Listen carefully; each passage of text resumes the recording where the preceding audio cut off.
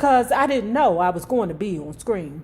I said, oh, but you don't tell Spike Lee you're not going to be in his movie. I don't know why the not. You told Benny Bill that you wasn't going to sing a song for him no more because you ain't want to lose no weight. I don't hear nobody out there.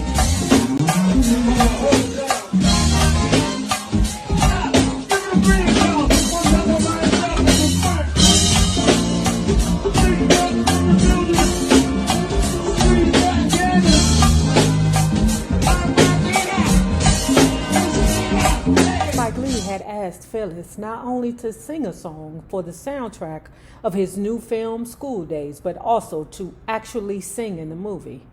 When I performed at Morehouse College, Spike, Mr. Lee, came down for homecoming, said Phyllis.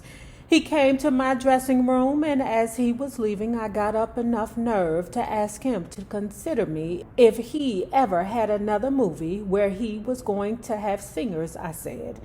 Please, Mr. Lee, think of me. I got a call. I didn't have to audition. The job was mine.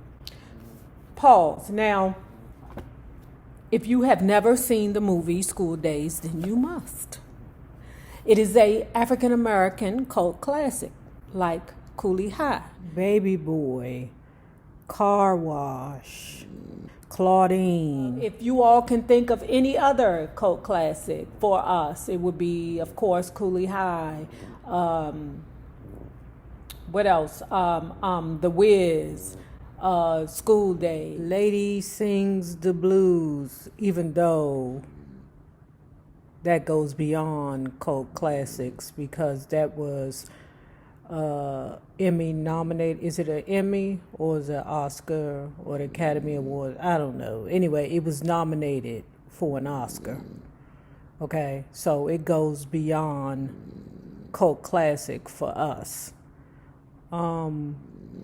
Bingo Long and the Traveling All-Stars. Help me out, y'all. Put it in the comments section. But anyway, if you have not seen School Daze, you must. It is very important to our culture as African Americans and our youth. Let me tell you why.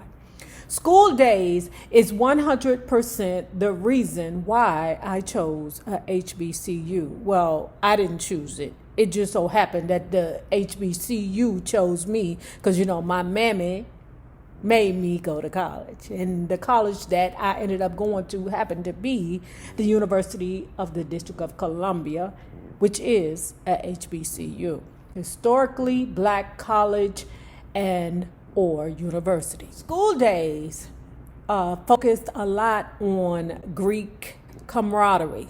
Okay, that wasn't my zhuzh, but I still appreciated it. Addressed also colorism. School Daze is also responsible for the show A Different World because a lot of the characters from School Daze, like Jasmine Guy, ended up in the show A Different World, which also influenced me in regard to college life. So those of us who are 45, 50 plus, we can show our grandchildren this movie, and this will probably sway them to attend college or at least a HBCU. Okay? Those of us who are younger than 45, we may have some children that are in high school, and that can help. Because if your children are lost, and a lot of them are, baby, it's so crazy because now there's so many options for you to do after you graduate high school. There's so many ways for you to make money, but the people don't understand, baby, not everybody succeeds. Not everybody succeeds in this YouTube, social media, Instagram. What else do they got there out here? Tiki-Taki. Not everybody succeeds as a social influencer. Okay? The money that used to come in ain't coming in no more. You might can pay a bill. Okay? Like this YouTube money paid my car note and insurance girl and maybe sometimes the HOA girl. But that money is very flaky. There is so many different avenues of revenue that was not available to us then that are now. That Uber X, Uber Eats, DoorDash, Mother Hunchies is super lazy now ever since the COVID. Man, I would never in my life believe that Mother Hunchies would get so goddamn lazy that they wouldn't go out and buy their own groceries. Or go to the damn McDonald's. Girl, the McDonald's at the end of the goddamn street. You go to 7-Eleven. You pay a Mother Hunchy to go to the corner store? What kind of world do we live in when we pay another ninja to go to the corner store for us? Let's not forget about the fraud option, y'all. Why go to college when you can just commit fraud? College does not guarantee you anything but debt. But if you pick the right career, you'll be just fine. Always go for a blue-collar job, baby. Engineering, criminal justice, nursing. You go to school and you pick a blue-collar job, you're just fine. It be them random joints like communication and marketing or mass media. Girl, it's hard to get them jobs at WKRP in Cincinnati. On February 19th, Phyllis laid down the vocals for B1, a song that Spike's father, Bill Lee Sr., had written for the film. The song had a smoky, jazzy feel to it and a melancholy lyric that was right down Phyllis's alley.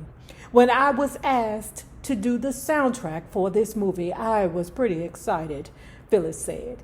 Then its director, writer, producer, Mr. Spike Lee, he called me personally and said, we're going to do the soundtrack and you're going to be in the movie, to which I almost had a coronary because I didn't know I was going to be on screen. I said, oh, but you don't tell Spike Lee you're not going to be in his movie. I don't know why the fuck not. You told Benny Bill that you wasn't going to sing a song for him no more because you ain't want to lose no weight. By this time, Phyllis had decided to take Tad on the road and anointed him her new road manager. Though inexperienced, he was proficient at the post, if initially naively unaware of the strain his role as Phyllis's employee would put on him in his role as Phyllis's lover. Once your lover starts working for you, and she gave him a job, it got to be a problem, Terry continued. I'm not saying that those relationships can't work, but that's a little extra pressure on you because now you're working for your lover. As a road manager, he seemed to be working okay. But after a while, it started getting on his nerves because it's not an easy business. When you start dealing with the monies and there are a lot of eggheads in between you and getting paid, it wasn't an easy job. Neither is Phyllis Hyman. Neither is she. Well, she would get on my fucking nerves. In May of 1987, Philadelphia International released a third and final single from the Living All Alone album. The Nick Martinelli produced Ain't You Had Enough Love. Regardless of whether or not she'd reached #1 or gone gold, Phyllis was by this point far and away the most successful of the three most recently signed PIR acts. But neither the label nor Glenda would consider it a real victory unless the album sold 500,000 copies. It was a benchmark that had eluded Phyllis for a decade now. And Glenda not only wanted it for Phyllis, but she wanted to be at least partially responsible for giving it to her. For any markers it may not have reached, Living All Alone was by this time already a monumental recording for Phyllis. It had produced 3 top 40 R&B singles, a definite career first for Phyllis, and by the summer of 1987, it had outsold all her previous releases and become her most successful album to date. ABC booked Phyllis on an extensive summer tour for $10,000 per show, or $12,500 for 2-show single night engagements, more than double her PIR rates. It's strange to think that in all this time, I'm thinking that Phyllis Hyman was successful when in actuality, she, according to the numbers, she was just meh. But to us, she was everything. Like Frankie Beverly. I'm not sure if Frankie Beverly ever won a Grammy, but I mean, he was profound to us. You know, in DC was so good to Frankie Beverly that Frankie Beverly decided to buy a house out there in Upper Marlboro. That's how good DC was to him. He loved us because we loved him. Rest in peace, Frankie. If anyone believed that Phyllis truly had the potential to achieve such legendary status, it was Glenda. By the fall of 1987, Glenda was busy at work planning the follow-up album to Living All Alone. But Philadelphia International was currently without a distributor.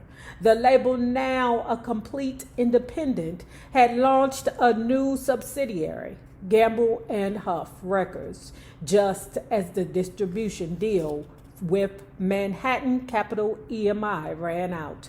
For their first effort, they teamed up with Lou Rawls, who they had produced with great success in the mid-70s, and released Family Reunion. The album made it only to number 73 on the R&B chart, and its single, I Wish You Belonged to Me, stalled at number 28, proving that the industry veterans lacked the proper network to distribute their own material. I don't know about that. It's just hard for a person to do a comeback, bruh. Them comebacks be hard. Like Gladys Knight had a good comeback. Aretha Franklin had a good comeback. It's just them comebacks are hard. Comebacks and be able to come back with a top 10, not many can do it, baby. That Diana Ross did it. That lady, after 100 billion years, was able to get a Grammy. Now, I don't know if they made some concessions for her. I mean, of course, she got a Lifetime Achievement Award. But it was her last album. I think it was called Thank You. Child, she got a Grammy for that. But it also was an album specific to the gays, and the gays can make anything happen. As work started on the album, Phyllis began pouring through the boxes of songs, tapes that had been submitted to her and picked out favorites for possible inclusion. Making the list were songs such as Someone to Love, Hottest Love Around, and One Good Reason. With each passing year, Phyllis grew both bolder and more vulnerable on stage, meaning she talking too goddamn much. You talk too much, girl. While performers frequently pepper their between songs patter with polite exchanges with the audience and short stories, Phyllis began to lose focus, or rather her singular focus on whatever she was feeling at the moment or whomever she was thinking of, often overshadowed for her the fact that she was standing in front of an audience that had paid to hear her sing. Yeah. Shut the fuck up, Phyllis. Sing this song. Like with the Jet cover story, wherein Phyllis confessed that she wanted her love life to match her professional success. Phyllis told all to whomever was willing to listen. Let me tell you something. Them cancers, baby, if they going through it, they will talk. You hear me? Them mother hunchies will talk to a doorknob if it stands still and listen. A fire hydrant if it stand there and listen. A chair leg if it stand there and listen.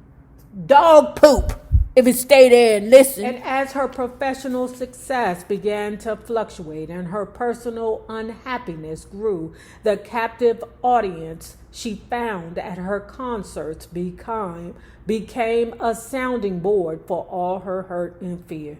Could you imagine being at a goddamn concert, paying to hear this lady sing and she telling me her problems? I didn't come here to and woe is me with you. Linda was going for an image of refinement, but that was never going to be accomplished. So long as Phyllis could not control her mouth, Phyllis was aware that her bluntness made her management, Glenda and Sydney, nervous. It may hurt me down the line, but I say, Phyllis, you can still learn shorthand and type. Don't worry about it. I will always have something to do. Girl, you crazy? I mean, she ain't no old lady, but after a while, it ain't a lot for you to do, girl. It ain't gonna be a lot for you to do. In 1987, Phyllis's relationship with Tad was winding down. Anyone who managed to get truly close to her, whether as a lover like Tad or as a fan turned friend turned employee like Craig Hintosh, would eventually begin to see behind the mask she wore. But Phyllis couldn't risk exposure. So every time a hand reached out to remove the mask, Phyllis smacked it away. She was unable and unwilling to learn the tools that would allow her to be able to communicate more effectively.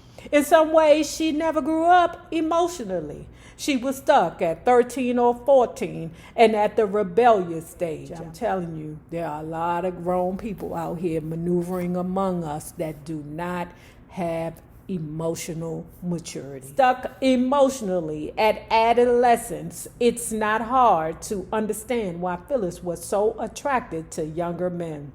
Men her own age were more often than not her emotional elders. But that, as it may, even the younger men she chose would eventually surpass Phyllis in emotional maturity, and as they did, begin to pull away from her. Things with Tad had pretty much wrapped up by the end of 1987, even though he stayed on several months afterwards as her road manager. By putting him on the payroll, Phyllis's attempt at exerting even greater control over him had only served to drive them apart. In late December, Phyllis began spending significant time with a young woman named Martha David.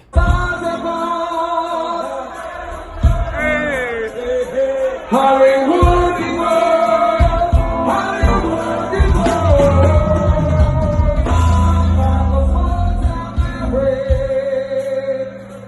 lovely white light, baby Carrie.